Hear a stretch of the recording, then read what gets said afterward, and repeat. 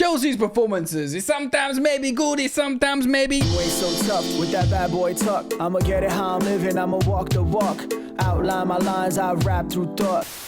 What's going on, gang? Welcome back to Football Therapy with me, your host, Jan.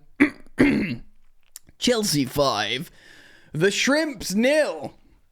And we did learn some stuff today in the FA Cup third round. I mean, this was always going to be 5-0, right? Whether we felt good about it, whether we felt like it's relative indifference, could have been different. It was 1-0 at half time from a heavily deflected goal. And of course, the goals came in the second half. There were changes. There was fatigue in Morecambe's legs. There are underlying stories here. Christopher Nkunku looks disillusioned a little bit. The Disassi inquest goes on about this guy. But, you know, Tosin scored a brace. One was really good, and Joao Felix is probably like the story in terms of... No, it's not a story, is it? They're an amazing player. It cooks shrimps. You know, Morecambe are at the bottom of the Football League, mate. The 4th division, down at the bottom. But there is plenty to get into, and we are going to do that today here sur ma chaîne, on my channel. Thanks for joining me, gang. Thank you as always for supporting the content. It's felt. I feel your support. You can do so by liking and subscribing. Let's get into it. Guys, we're in the midst of a transfer window, and with that, the likes of Carney Chukwuemeka, and dare I say, could this even been a game for Reece James? It was a game for Reece James. He returned. For Ben Chilwell, no, because these men are Chelsea trying to get these men out the door. So let's look at SofaScore for reference of why is it over there, for what happened in this game. As you can see, unsurprisingly at home at Stamford Bridge, the attacking momentum was all Chelsea. Missed penalty by Christopher Nkunku. More on him in just a moment. So, starting lineup. They played a 4-5-1. The Shrimps. And they are called the Shrimps, so I'm going to call them the Shrimps. Chelsea played a 3-2-4-1-ish thing. Jorgensen in goal. Captain Reece James, coming back into the side, playing that right sort of centre-back role. That's just shows you how much we were pushed up the pitch. But he wasn't playing right back. He was playing right centre-back. I don't even think he was like inverting necessarily. I think he was just pressed up the pitch. Renato Vega, originally inverted as a starting left-back, but in the second half he moved to a conventional CDM role. Now, centre-backs catching a lot of heat. 8 rated Disassi on SofaScore. I mean, the first half was pretty horrific from Disassi. He misplaced a pass and kicked it out, and then the Morecambe fans were singing, "Premier League, you're having a laugh." Anyway, this isn't a Disassi hate piece. We'll talk about the players in a moment. Tosin, it was a game for Tosin. I think he scored 1 goal for Chelsea in the Conference League. He scored 2 here. 1 was a lucky deflection. 1 was a really good long-range goal. Lavia returned to Reece James. They both only played 45 minutes. They were changed at half-time, which makes you think it was planned. Reece James getting an assist in his 45 minutes. By the way, he absolutely should have had 2 assists. Early on in the first half, he put an amazing dead ball onto Disassi's head, who heads over. And he should not be doing that. If there's one thing that we know Disassi can do, it's score from set pieces against lower league opposition. So, you know, that was frustrating. But yeah, James and Lavia, they played 45 minutes, clearly planned. Here's the heat map of Romeo Lavia, sort of CDM central, slightly right pocket. Joao Felix played as a sort of left attacker, kind of a free role, where Nkunku played as the right sort of pocket free role thing.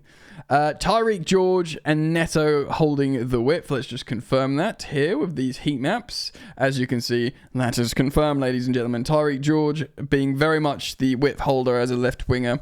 Pedro Neto on the right. And of course, we saw Mark Gu, you know, he had a really good moment, Mark Gu, but he was not so much in the game. It was very much a combining against a low block kind of game, which wasn't really his vibe.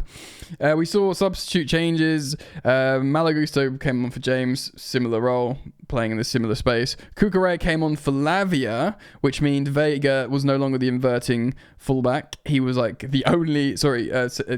Vega was an inverting fullback. He moved into the only actual central midfielder, defensive midfielder, and Cucurella sort of joined him and inverted. And to be honest, Cucurella's inclusion in the change was massive in terms of our effectiveness. And then Sancho, straight swap for Neto, held the width on the right, but cut in a lot more, as you can see there with the main part of his heat map. Immense amounts of quality across the pitch from Chelsea against 4th division side Morecambe, but there was a clear lack of cohesion. I don't think we were complacent. I think we respected the opposition. But frustrating moments. I mean, you'd take a 5-0 all day, especially... Look, Chelsea fans will be frustrated that we didn't see the likes of Rak-Saki, some other youth players as well.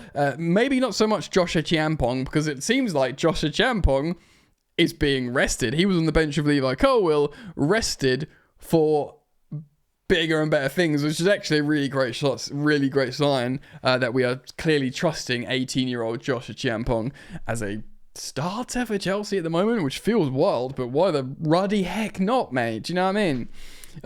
So let's have a look at the statistics here on the left-hand side of the page. First half, 80% possession, 3 big chances, only 1 goal scored. Of course, there was a missed penalty from Nkunku. Second half, only 1 big chance. So hold on, 3 big chances in the first half, 1 goal scored. Second half, 1 big chances. So 1 big chance created, 4 goals scored. Go figure.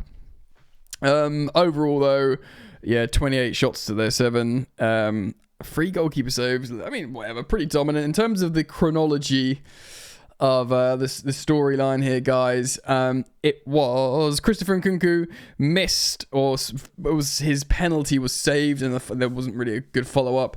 And then we got the Tosin Adarabioyo goal in the 39th minute, assist Reece James, which is nice that Reece James gets registered as an assist before coming off at half-time with Romeo Lavia. But yeah, it is half-time, and it's 1-0 to Chelsea, and it was harsh on Morecambe because that Tosin goal was...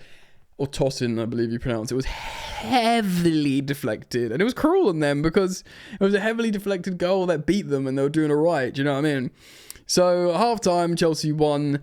Morecambe Shrimpies 0. And then, of course, there's half-time changes. Lavia and James rested. It's an integration thing, clearly at home. Lower league opposition, 45 minutes. Don't get injured, please. Oh, my God, don't get injured. The change at halftime seems to do something. And of course, we get the Nkunku goal, which is actually a follow-up finish to a Vega shot. But this was demonstrative in the first 5 minutes of how Cucurella really, really helped us, because he was going inside this sort of pocket here, and that's Tyreek George. Let's just look at his heat map again for reference. Cucurella, there he is. He sort of sat in that pocket, and people don't know what to do with him when the fullback does that.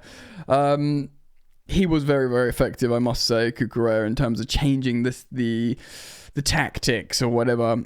We're 2-0 up. They make a few changes, as you can see, to try and react. But, at that point, Tyreek George, who I didn't really think about him getting the assist, but I love how Tyreek George got both assists. I was so hoping he'll get a goal in this game, Tyreek.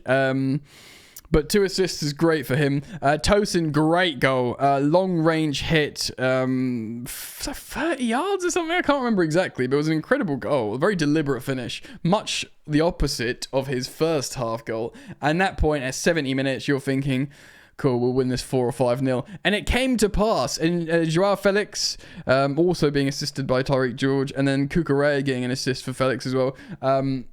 Good goals, especially the second one from Joao. I just realised my green screen. There we go.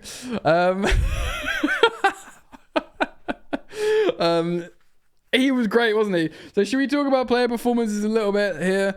I actually think Jorgensen was pretty naff. He looks pretty, apart from that wicked turn in the first half where it wasn't like a Cruyff turn, he let it run for his leg. There was a little bit of skill, basically. He kept a clean sheet, though. We'll be happy with that. Basically what I'm saying is I don't think he looked assured. Lavia, I really can't think of a way to analyse that 45 minutes for him. It was very much a fitness exercise. It was a neutral thing. I think Reece James was good. Reece James is mid-20s now, isn't he? He's got to be like 25 or something. He knows what he is as a footballer. Muscle memory, in the good way, hopefully not injury way. Got an assist. Probably should have had 2 assists. Or definitely should have had 2 assists. Great. Now, these man with these good ratings here in the background. Vega... He annoys me so much. Like, he does these silly fouls. I always talk about it here on the show, but he did it again. This sort of like needless, like aggressive body checking or like pushing, and you know, you're meant to be this like player that is a bit more cultured, you know, and sometimes you just look like a brute utility man. He frustrated me. I actually think him and Disassi were terrible first half in their individual first half performances. Maybe it was largely a tactical thing. Look, Disassi, like he is he's a right-sided defender who plays right centre back or right back. He was playing left-sided defender here. That actually, when Vega or Cucurella inverted, he had to drift over and even more. So look. This guy who plays on the right side, to the point where he sometimes plays right back, he's playing almost like left back here, and he is a centre back. So I do have a little bit of sympathy for Disassi because he's being trusted to play literally everywhere. But the first half was bad for everyone, I must say. Tariq George, very, very happy. He just looks accomplished in senior football. He never makes poor decisions. He looks like he's going to be brave. Got a couple of assists today, very, very good. Neto, I'm not overly pleased with him. He's just got this crazy erratic nature to him, more so than normal lately, without the productivity. But I guess we move. So we'll finish on Nkunku and Felix in a moment, because I guess they're the high profile players and therefore the big stories here. Excuse me. It wasn't really the game for Mark Yu. He nearly scored that great goal when he turned. He ran and lashed it at the side netting. If that went in, that would have been like prime Diego Costa brute force goal. And that's probably him at his best, I think.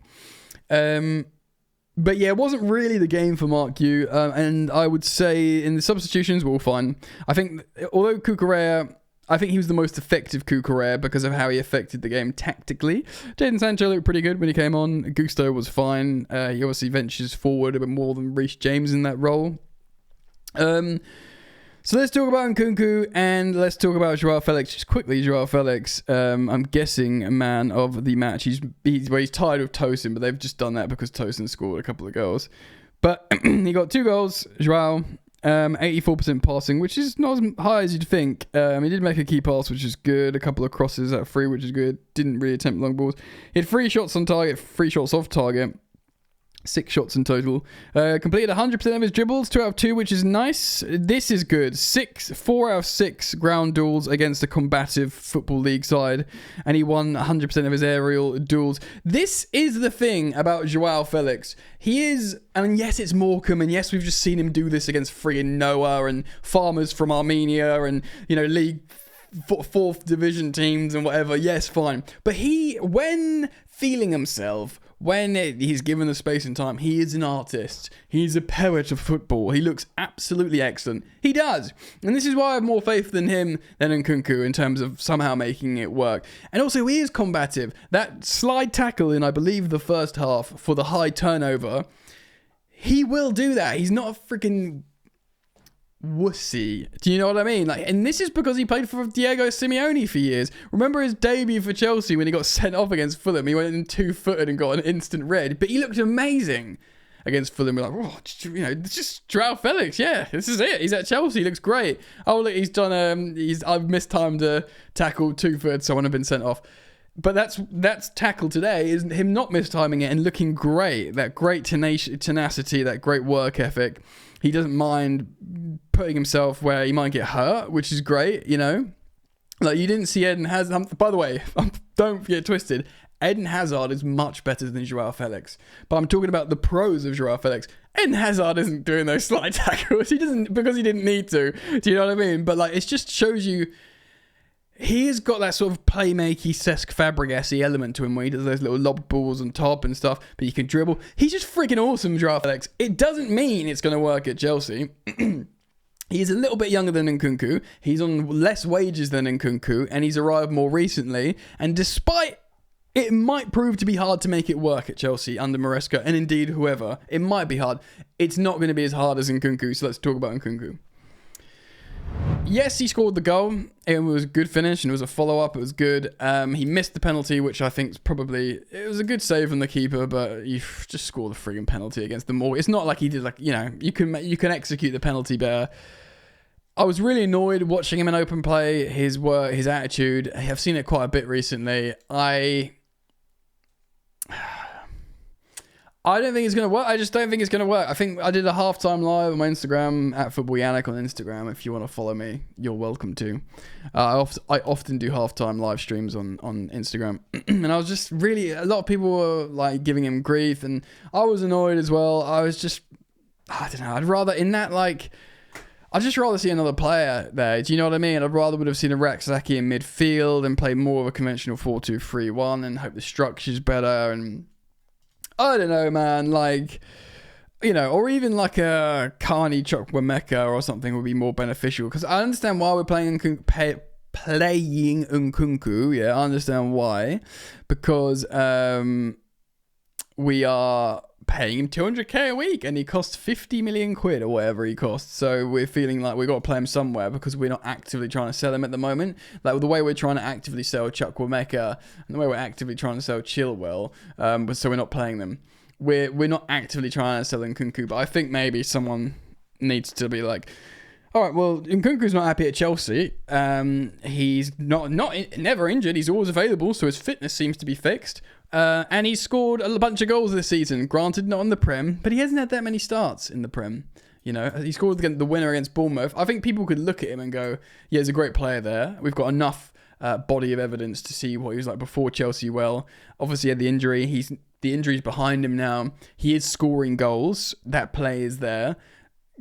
There's an opportunity for us here. I think we're at the point now where that happens. Disassi as well. I mean, I don't want to hate on him, but I feel like, I don't know, a game I'm not saying, if Ansel Mino was more settled in, that's a game I want to see him playing in. Obviously, Champong seems to be ahead of him now. Do you know what I mean? We don't know what's going on with Badish. Badish should be back at some point. We'll see him play. If we get an offer for Disassi, off he pops. Let me know what you think though. Comment down below. Thank you for leaving your thoughts, feelings, and opinions down in the comments. Thank you as always for liking and subscribing. And I hope to see you back here very, very soon. Take care of yourselves. Peace.